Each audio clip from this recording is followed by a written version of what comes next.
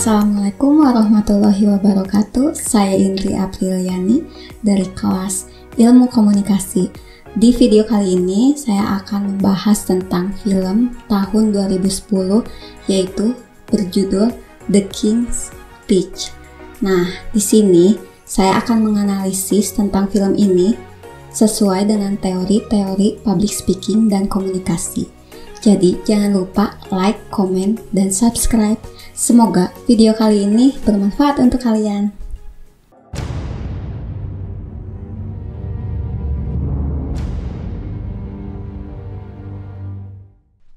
My boys make those, they're good, aren't they? Please, make yourself comfortable. The King's Speech berkisah tentang Raja George ke-6. Albert, atau ayah dari Ratu Elizabeth II, Bertie, panggilan sayang Albert di kalangan keluarga.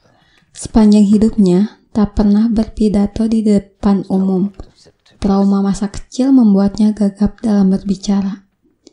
Tapi, usai kematian sang ayah, Raja George ke-5, dan skandal pernikahan saudaranya Edward dengan seorang wanita yang sudah bersuami, ia dianugerahi gelar Raja George ke-6 dari Inggris. Demi menyembuhkan penyakit gagap, Bertie sekaligus menjadikan dia sebagai sosok pemimpin Inggris. Istrinya Elizabeth segera menghubungi ahli terapi bicara yang bernama Lionel Lodge. Setelah awal yang sulit dan penuh ketegangan, Bertie akhirnya bisa beradaptasi dengan cara kerja Lionel. Bahkan ahli terapi dengan metode unik itu mampu membuat Bertie yang biasanya pemalu menjadi lebih berani. Salah satu contoh metodenya menggunakan musik. Bertie mendengarkan musik yang keras di telinga, kemudian dia membaca sebuah teks. Musik tersebut mengalihkan rasa takutnya sehingga dapat berbicara secara lancar tanpa disadari. Setelah terapi itu dilakukan berulang-ulang, akhirnya Bertie dapat berbicara secara lancar tanpa menggunakan musik. Terapi yang lain ialah pengucapan kata-kata sulit dengan berulang-ulang. Dengan dukungan dari keluarga, Lionel dan pemerintahan Inggris, Bertie berhasil membawakan pidatonya di radio dengan lancar dan sukses yang akhirnya menginspirasi rakyat Inggris untuk siap bertempur dalam perang.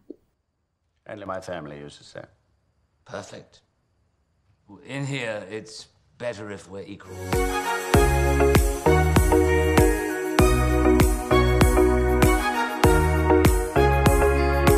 Yang pertama, itu jangan merokok di saat melakukan public speaking.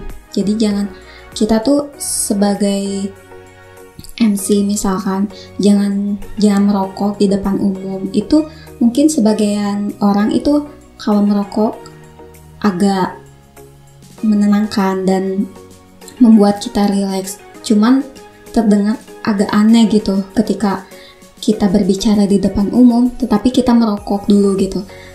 Mungkin seperti apa ya gitu, terdengarnya tuh kayak aneh gitu. Dan yang kedua itu buatlah rileks otot tenggorokan kita dan lidah gitu. Jadi contohnya gini loh, kayak kita mengulang kata-kata yang akan kita sampaikan. Sebelum berbicara di depan umum, kita harus melatih dulu kata-kata gitu, melatih lidah dengan mengulang kata-kata kita. Yang ketiga itu membangun kekuatan diafragma dengan berbagai pemanasan di seluruh tubuh termasuk wajah. Nah, ketika kita berkomunikasi di depan umum atau menjadi MC gitu. Nah, di situ kita harus berlatih gitu dengan wajah dan membusungkan dada, lalu kita tarik napas dalam-dalam itu agar kita tidak terlihat nervous atau gugup. Nomor 4, itu berlatihlah berbicara di depan umum. Nah, di film ini itu mengajarkan bahwa kita harus mencari alasan untuk berlatih di depan umum, apapun caranya dan alasannya. Yang kelima, itu mengurangi filler word. Biasanya ketika kita berbicara dengan gugup itu pasti ada kata-kata atau Nah, itu artinya pikiran kita sedang blank. Maka, ketika kita berbicara di depan umum, itu harus dijauhkan. Yang keenam, itu lafalkan kata dengan jelas agar isi pidato tersampaikan. Nah, jadi di sini itu kita harus melafalkan semua kata-kata agar pidato yang kita sampaikan itu terdengar dan jelas. Nah, yang terakhir itu jangan lupa gladi resik untuk memastikan penampilan besoknya lebih sempurna.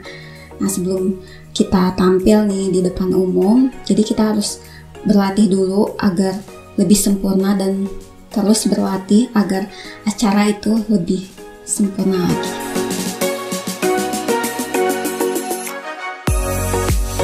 Jadi di film ini tuh Bertie mengalami kecemasan dalam berkomunikasi sehingga memiliki masalah personal dan Bertie itu susah berbicara di depan umum atau gagap dan dia itu tidak percaya bahwa kemampuan dirinya sendiri gitu.